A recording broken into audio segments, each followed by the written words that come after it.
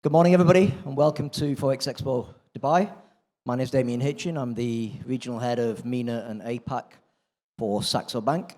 Here's the agenda for today. I'm going to give you a quick introduction to Saxo, who we are, some key numbers about ourselves. Then I want to talk about three things. I want to talk about Forex trends and market appetite. I want to talk about crypto trends and factors to consider when trading cryptocurrencies. And then stock trends and some factors to consider as well. All of this is based on the backdrop of multi-asset global market access via one platform, which is what Saxo Bank provides. Okay, just some, I won't go through all of this, but just some key achievements that we've made in the last 12 months in particular. So a couple of things to focus on in 2024. We passed the 1 million client mark early on in the year. We passed $100 billion in client assets early on in the year. That means that our clients are entrusting us more and more with their client assets. And we believe that one of the reasons for that is the safety and security. So as you grow your investing journey, as your client account balances become larger and larger and larger, that's when you really need to have a look at the solvency and the stability and the security of your brokerage platform.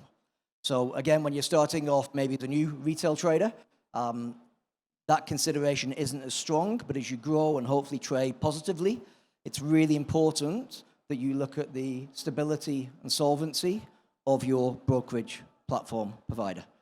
And I'll touch upon that a little bit more when we get to cryptocurrencies.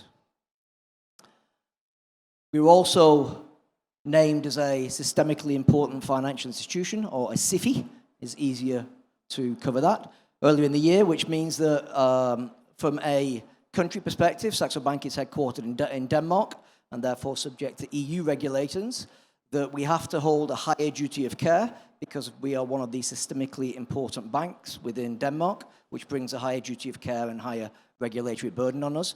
That's a good thing for our clients. It means that we have to be more stable and secure because of that mantra that we carry. And we finally received an investment grade A rating from Standard & Poor's early on in 2024. Okay, let me talk to you about Forex trends and market appetite, and this is what we're seeing. It's both a house view, but it's also what we're seeing when we discuss with our clients. It's on the backdrop of the impending US elections, which are occurring in the next 30 days.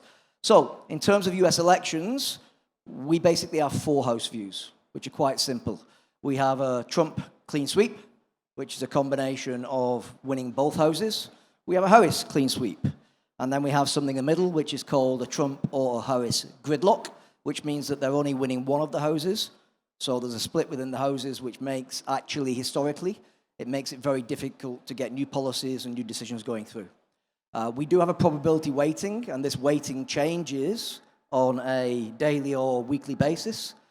So probability weighting that we see at the moment, the highest one is at 29%, which is actually a Trump clean sweep. That said, a Harris clean sweep is at 21% as we stand today. And the interesting thing, as you'll all know about US elections, is that the reality is it's decided by a limited number of what they call swing states. So because of the electoral college system they have in the US, you've got very few states which are going to actually provide the answer to this election. So let's just walk through some different scenarios and how we think they will affect the FX market. So if Trump has a clean sweep, then the expectations for a Trump government would be that, as he was in 2016, that he will cut taxes and he will ensure that tariffs are high.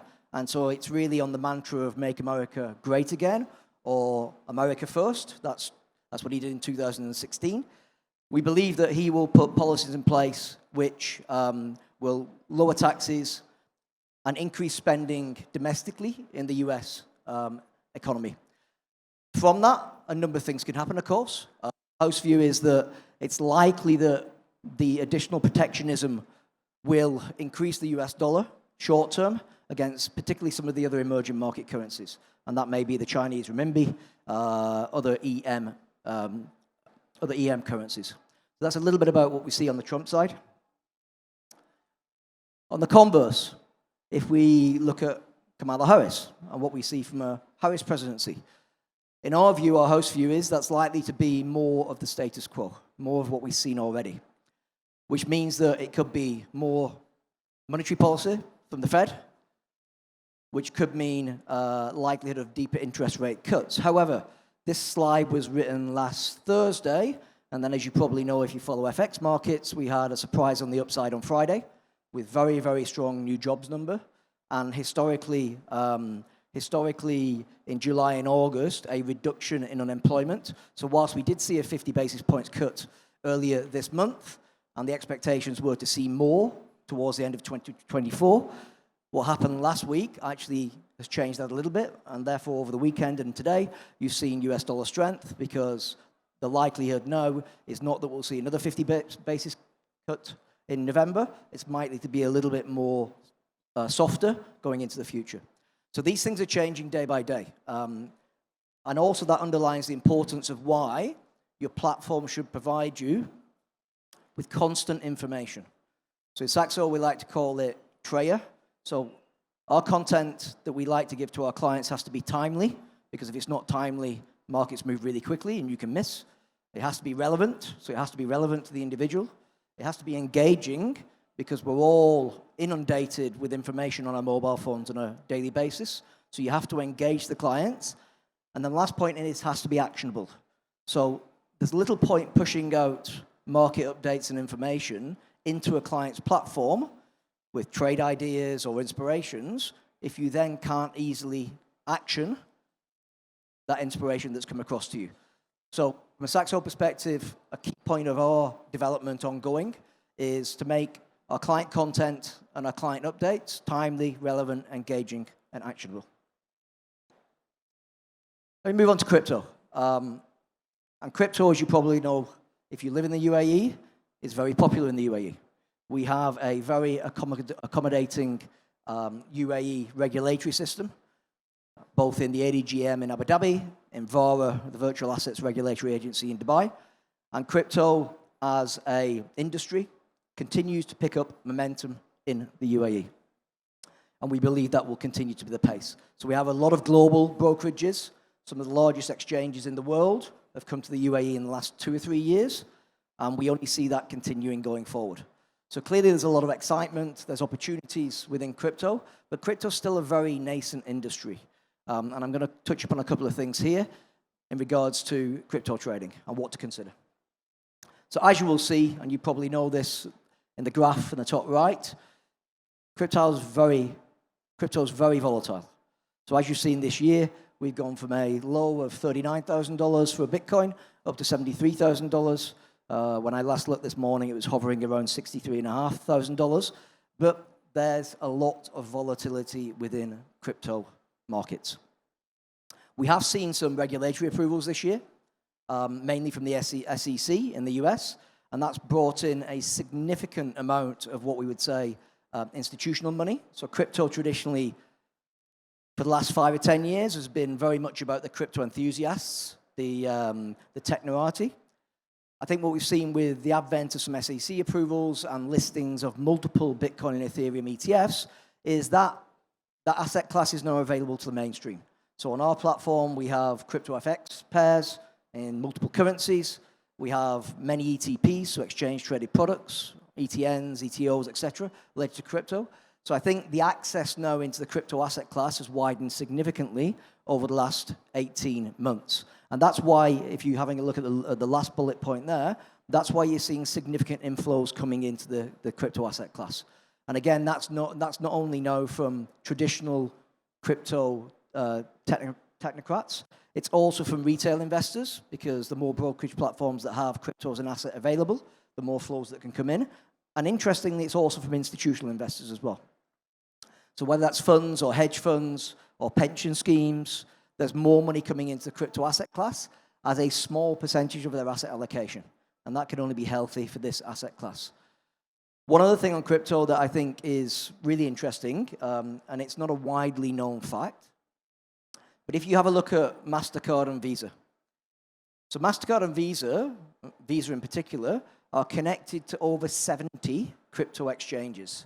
And what they do is they take your crypto and they give you a credit card, which is based on your crypto, and they allow the exchanges to basically transact your crypto holdings into fiat currency, which means you can use your credit card or debit card in one of the 120 million different merchants available on those networks. That's interesting for me because one question I've always asked about crypto is the usability. Are the coins that are being issued usable? Do they have a strong use case? Bitcoin is a payment currency in my view, in addition to a store of wealth.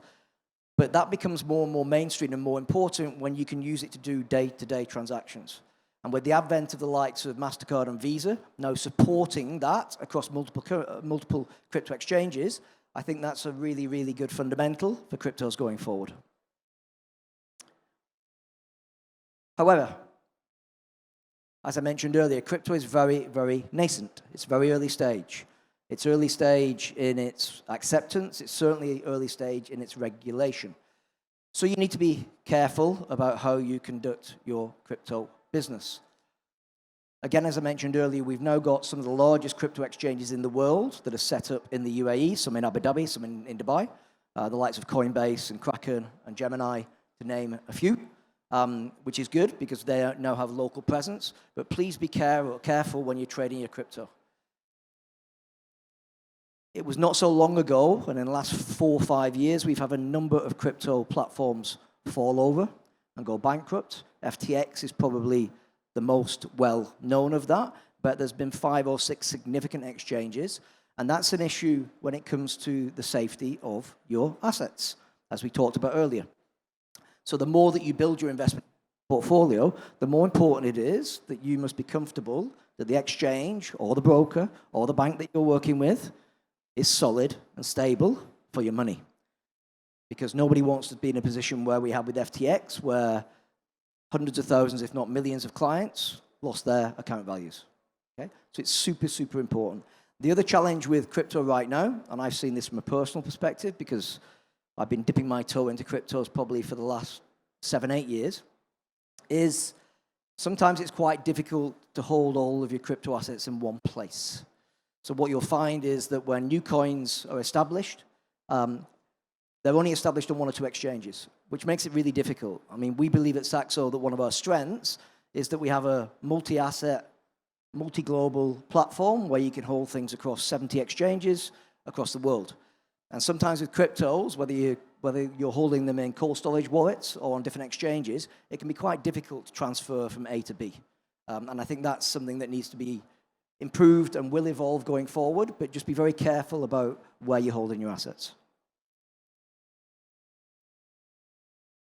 And finally, on to stocks. And what's interesting when we look at our client base at Saxo is that even what we call our specialist traders, so they are professional traders, and typically the bulk of their assets or their accounts are held in CFDs or FX. But even with those clients, they will always have an underlying allocation into stocks.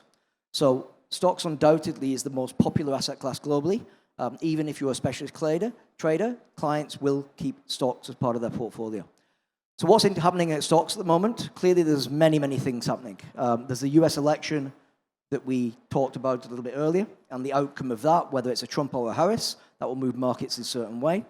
Unfortunately, we have 2 global conflicts going on at the moment, as we know, one here in the Middle East and the ongoing Ukraine-Russian war. So we've got geopolitical issues always in the background, and those things continue to move quite fast, and they do have an impact on markets. We recently saw, over the last 2 weeks, a substantial stimulus by the Chinese governments, which is why Chinese and Hong Kong stocks have increased significantly over the last 2 weeks. So again, that stimulus coming into the marketplace has an impact. It clearly has an impact on its local domestic stock market, but it also has an impact on global stock markets because all of these things are increasingly interlinked. And I would suggest we are in the emerging market space here in the UAE, and then we've got the supply chain, the global connectivity. Are we becoming globalized? Are we becoming deglobalized? So within European countries and European elections this year, we've seen quite a large switch towards deglobalization and a clearer focus on domestic policies. That's kind of a U-turn from what we've seen over the last 20 years. So there's many, many macro and major themes happening in stock markets. Some of them are interlinked. Some of them are on a standalone basis. And that's why, if you are a Saxo client or become a Saxo client in the future, when you receive our client communications, it's a little bit old and boring, some would say, but we will always talk to you about diversification. Because ultimately, diversification should be the fundamental pillar and cornerstone of your investment portfolio. Some commentators see diversification as being defensive, and that is a well-held argument. But some see it as being quite an aggressive stance as well, because you don't know where the next NVIDIA is going to come from. You don't know where the next Novo Nordisk is going to come from. And by being diversified across countries, across asset classes, and to do that, it helps if you have a platform that has multi-geography coverage and multi-asset class coverage. Diversification really is the key, and that's why we constantly talk to our clients about diversification. That's the end of my time, so thank you for your time this morning, and I do hope that you enjoy the rest of the expo.